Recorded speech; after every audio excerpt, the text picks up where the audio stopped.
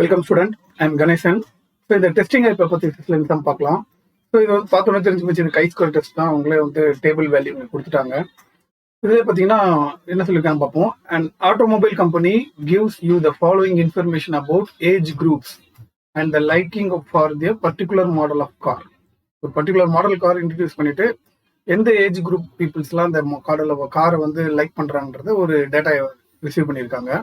Okay, on the basis of this data, can it be concluded that the model appeal in independent of the age group? So அந்த age குரூப்புக்கும் எல்லாருக்கும் ஒரே மாதிரி லெவலில் தான் இருக்கா, பிடிச்சிருக்கா அப்படின்றத டிஸ்கஸ் பண்ண சொல்லி கேட்டிருக்காங்க. இப்போ பர்சன் பார்த்தீங்கன்னா கார் லைக் பண்ணவங்க கேட்டகரி, டிஸ்லைக் பண்ணவங்க கேட்டகரி கொடுத்துருக்காங்க. பிலோ 20 ஏஜ், 20 வயசு கீழே இருக்கவங்கள 140 பேர் இந்த காரை விரும்பியிருக்காங்க. 60 பேர் வந்து இன்ட்ரெஸ்ட் இல்லை. அதே மாதிரி ஏஜ் 20 to 39 பீரியட்ல அதே மாதிரி 80 பேர் விரும்பியிருக்காங்க, 50 பேர் வந்து டிஸ்லைக் பண்ணியிருக்காங்க. ஸோ அந்த மாதிரி ஏஜ் கேட்டகரியை கொடுத்துருக்காங்க. இங்க கொடுத்துருக்க டேட்டா வந்து சப்போர்ட் பண்ணதா, ஒரே மாதிரி தான் இருக்கா, எந்த டிஃபரன்ஸ் இல்லாம அப்படி லைக்கிங் அண்ட் டிஸ்லைக்கிங் ஒரே மாதிரி தான் இருக்கா அப்படின்றத நம்ம டிஸ்கஸ் பண்ண போறோம். இப்போ இது வந்து கை ஸ்கோர் டெஸ்ட்லேயே பார்த்தீங்கன்னா இண்டிபெண்டன்ட் அட்ரிபியூட்ஸ். காரணம் வந்து பார்த்தீங்கன்னா 2 ஆங்கிள் இந்த டேட்டாஸ் கொடுத்துருவாங்க. ஒன்று லைக் அண்ட் டிஸ்லைக், அது வந்து ஏஜ் குரூப். இந்த மாதிரி 2 ஆங்கிள் டேட்டாஸ் இருந்ததுனாவே அது வந்து இண்டிபெண்டன்ட் அட்ரிபியூட்ஸ்ல போயிடும். சரி, இப்போ இந்த சம்மை எப்படி டிஸ்கஸ் பண்ணணும் அப்படின்னு பார்த்தீங்கன்னா, ஃபர்ஸ்ட் வந்து ஹைபோதீசிஸ் நம்ம டிக்ளேர் பண்ணிக்கலாம். H0 அண்ட் H1, நல்ல hypothesis and alternate hypothesis discuss பண்ணிக்கலாம். இந்த நல்ல ஹைபோதீசிஸ் எப்படி அசியூம் பண்ணணும்னா, இந்த காரை லைக் பண்றது இந்த ஏஜ் குரூப்ல வந்து எல்லாரும் ஏஜ் குரூப்லயும் வந்து ஒரே மாதிரி தான் இருக்கு, எந்த டிஃபரன்ஸும் இல்லை அப்படின்னு எடுத்துக்க போறோம். ஆனா ஆல்டர்னேட் ஹைபோதீசிஸ்ல இருக்கு டிஃபரன்ஸ் அப்படின்னு சொல்ல போறோம். இந்த மாதிரி ஜென்ரலா சொல்றதுக்கு ஒரு வேர்டு இருக்கு, நம்ம யூஸ் பண்ணிக்கலாம். there is no significant difference அப்படின்னு சொல்லிட்டா போதும் சிம்பிளா. அண்ட் அது வந்து alternate hypothesis there is significant difference அப்படின்னு சொன்னா போதும். அது எப்படி எழுத போறேன்னு பாருங்க. இது மாதிரி சிம்பிளா எழுதிக்கிட்டா போதும். there is no significant difference, எந்த டிஃபரன்ஸும் இல்லைன்னு சொல்லிடுறது. ஆல்டர்னேட் ஹைபோதீசிஸ்ல இருக்கு டிஃபரன்ஸ் அப்படின்னு சொல்ற மாதிரி சொல்லி எடுத்துக்கணும். சரி, இப்போ என்ன, நான் கொடுத்துருக்க டேட்டா பார்த்தீங்கன்னா நம்மளுக்கு அப்சர்வ்டு ஃப்ரீக்வன்சி. இந்த அப்சர்வ்டு ஃப்ரீக்வன்சில இருந்து நான் எக்ஸ்பெக்டட் ஃப்ரீக்வன்சி கண்டுபிடிக்கணும். ஸோ அது எப்படி கண்டுபிடிக்க போறேன்னா, இந்த டேட்டாவோட இந்த row and column wise addition summation கண்டுபிடிச்சு ப்ரொசீட் பண்ணணும். அதை எப்படி திருப்பி எழுத போறேன்றதை இங்க பாருங்க. இப்போ இங்க பாத்தீங்கன்னா அவங்க கொடுத்துருக்க அந்த டேபிள் அப்படியே இங்க வந்து எழுதியிருக்கிறேன். அந்த டேபிள் அப்படியே கொண்டு வந்து ரிப்பீட் இங்க எழுதியிருக்கேன். அதுதான் நம்மளுக்கு வந்து அப்சர்வ்டு ஃப்ரீக்வன்சி. சரி, இப்போ இதுல இருந்து எக்ஸ்பெக்டட் ஃப்ரீக்வன்சி நம்ம கண்டுபிடிக்கணும்னா என்ன பண்ணணும், இந்த ரோ வைஸும் காலம் வைஸும் வந்து ஆட் பண்ணணும். ஸோ அதனால நான் இங்க என்ன பண்றேன், இதோட டோட்டல் இங்கேயும் பாத்தீங்கன்னா டோட்டல் அப்படின்னு எடுத்துக்கிட்டு அந்த டோட்டலை வந்து நம்ம ஃபில்அப் பண்ணலாம். இப்போ இது ரெண்டுத்தையும் ஆட் பண்ணீங்கன்னா உங்களுக்கு 200 வரும். இது ரெண்டுத்தையும் ஆட் பண்ணீங்கன்னா வந்து 130, இது 2 ஆட் பண்ணா 70, இது வந்து 100. இப்போ ரோ வைஸ் ஆட் பண்ணீங்கன்னா உங்களுக்கு 280, இந்த ரோ வைஸ் ஆட் பண்ணும்போது உங்களுக்கு 220.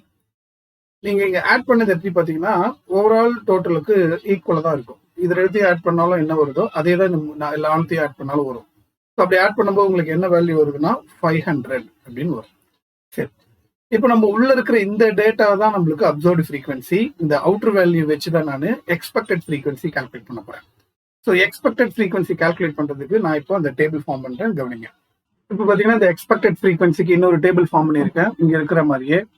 ஸோ இப்போ நல்லா கிளியரா பாருங்க, இதுல இருக்கிற வேல்யூ வச்சு தான் நான் இங்க அப்டேட் பண்ண போறேன். எப்படி அப்டேட் பண்ண போறேன்றதை பாருங்க. சரி, ஃபர்ஸ்ட் வேல்யூ நம்ம எப்படி யூஸ் பண்ணணும் அப்படின்னா, இந்த ஃபர்ஸ்ட் வேல்யூக்கு கரஸ்பாண்டிங்கா இருக்கிற இந்த வேல்யூவும் மல்டிப்ளை பண்ணி டோட்டலாவே டிவைட் பண்ணணும். ஸோ நல்லா கிளியரா பார்த்துங்க, இதுக்கு கரஸ்பாண்டிங்கான ஃபர்ஸ்ட் வேல்யூ இங்க இருக்கிற 200 இன்ட்டு அதுக்கு நேரம் இருக்கிற அங்க 280 டிவைடட் பை 500. இதுதான் நம்மளுக்கு கிடைக்கிற வேல்யூ. அதே மாதிரி அடுத்த செகண்டுக்கு போயிட்டீங்கன்னா, செகண்ட்ல இருக்கிற கரஸ்பாண்டிங்கா இங்க வந்து 130, அங்க வந்து 280 தான். ஸோ 130 இன்ட்டு 280 டிவைடட் பை 500, இந்த டோட்டலாவே டிவைட் பண்ணுவேன். இதே மாதிரி எல்லாத்தையும் நான் ஃபில்அப் பண்ணணும். இப்போ அடுத்தது இந்த இடத்துல வந்தீங்கன்னா அதுக்கு நேரம் இங்க இருக்கிறது 70.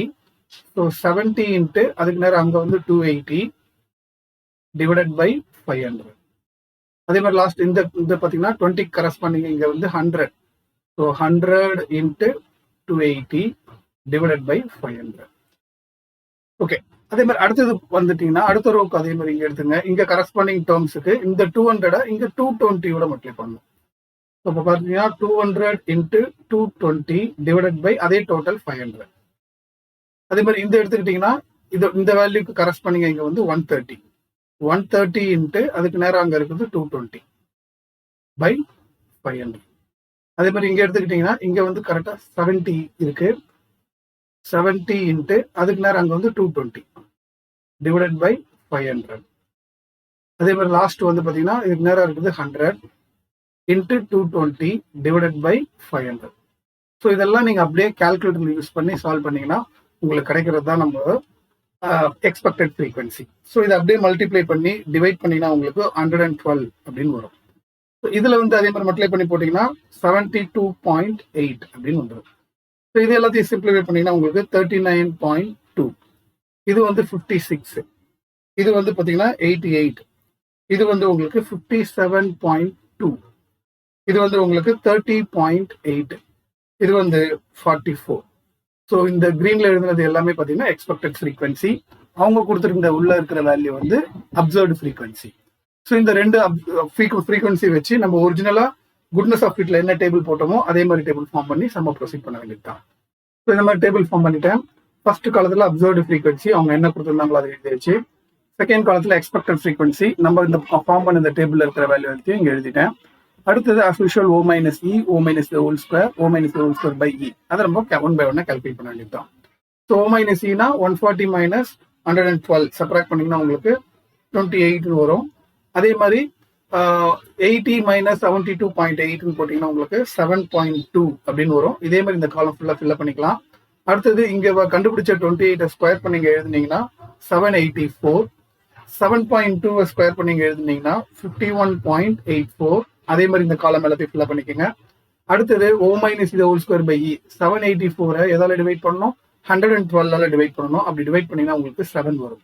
அதே மாதிரி 51.84 எதால டிவைட் பண்ணணும்? 72.8 டிவைட் பண்ணீங்கன்னா உங்களுக்கு 0.7121 வரும். இதே மாதிரி இந்த காலமும் ஃபில் பண்ணுங்க. ஸோ இதே மாதிரி இந்த டேபிள் ஃபுல்லாத்தையும் ஃபில் பண்ணிட்டேன். இப்போ இந்த ஃபில் பண்ணிட்டு இந்த லாஸ்ட் காலத்தில் இருக்கிறத மட்டும் கால்குலேட்டர் யூஸ் பண்ணி ஆட் பண்ணுங்க. அப்படி ஆட் பண்ணீங்கன்னா உங்களுக்கு 70.162 அப்படின்னு கிடைக்கும். இப்போ இந்த லாஸ்ட் காலத்துல இருக்கிறது தான் நம்மளோட கால்குலேட்டட் வேல்யூ. அதாவது கை ஸ்கொயர் வேல்யூக்கான ஃபார்முலா என்னது? Sigma O minus E the whole square divided by E. So அந்த வேல்யூ தான் இந்த லாஸ்ட் காலத்துல இருக்கிறது. அது 70.162. This is called calculated value. சரி, கால்குலேட்டட் வேல்யூ கண்டுபிடிச்ச உடனே அடுத்தது நம்ம டேபிள் வேல்யூ கண்டுபிடிக்கிறதுக்கு நம்ம டிகிரி ஆஃப் ஃப்ரீடம் பண்ணணும். டிகிரி ஆஃப் ஃப்ரீடத்துக்கு ஃபார்முலா என்ன கொடுத்துருக்கேன்னா R-1 into C-1. Rன்றது நம்பர் ஆஃப் ரோ, Cன்றது நம்பர் ஆஃப் காலம். இப்போ இந்த கொஸ்டின்ல பாத்தீங்கன்னா கொடுத்துருக்கிறதுல இதுல எத்தனை ரோ இருக்குன்னா 2 ரோ இருக்கு. எத்தனை காலம் இருக்குன்னா 1 2 3 4. அதுதான் அவங்க கொடுத்துருக்கு. டோட்டலையும் காலமா எடுத்துக்காதீங்க, பெரிய பிரச்சனை ஆயிடும். ரொம்ப கேர்ஃபுல்லா பாருங்க. அப்படி இல்லைன்னா அவங்க கொடுத்துருக்கிறதுலே பாருங்க டோட்டல் இல்லாம இருக்கும். சம்டைம் சில கொஸ்டின் அவங்களே டோட்டல் கொடுத்துட்டாங்கன்னா அந்த டோட்டலையும் ஒரு காலமா எடுத்துக்காதீங்க. சரிங்களா? ஸோ 1 2 2 ரோ, 1 2 3 4 4 காலம், 2 ரோஸ் 4 காலம். அதுதான் டிகிரி ஆஃப் ஃப்ரீடத்துக்கு நம்ம யூஸ் பண்ண போறோம். ஸோ 2 ரோஸ்னா 2 minus 1, 4 காலம்ஸ்னா 4 minus 1. 2 minus 1 1, 4 minus 1 3, 1 into 3 3. So இதுதான் 3 டிகிரி ஆஃப் ஃப்ரீடம். இந்த 3 டிகிரி ஆஃப் ஃப்ரீடத்துக்கு டேபிள் வேல்யூ கண்டுபிடிக்கணும். So table value for 5% level 3 degree of ஃப்ரீடத்துக்கு கால்குலேட் பண்ண போறேன். ஆனா நம்ம டேபிளுக்கு பக்கமே போக தேவையில்லை. கொஸ்டின்லேயே அவங்க கொடுத்துருந்தாங்க பாருங்க. இந்த சம்ம பொறுத்த வரைக்கும் கொஸ்டின்லேயே வந்து 3 டிகிரி ஆஃப் ஃப்ரீடம் 5% லெவலுக்கு 7.815 அப்படின்னு அவங்க கொடுத்துருக்காங்க. ஸோ அப்போ அதை நம்ம யூஸ் பண்ணிக்கலாம். ஸோ 7.815 இது டேபிள் வேல்யூ. ஸோ நம்ம கால்குலேட் பண்ணது பார்த்தீங்கன்னா கை ஸ்கொயர் என்ன கால்குலேட் பண்ணியிருக்கோம் அப்படின்னா 70.162 இது நம்ம கால்குலேட் பண்ணியிருக்கோம். இந்த வேல்யூ கிரேட்டர் தென் தி டேபிள் வேல்யூ 7.815. அதனால we reject the null hypothesis. Therefore we reject the null hypothesis H0. அவ்வளவுதான் இந்த சம்மோட ஆன்சர்.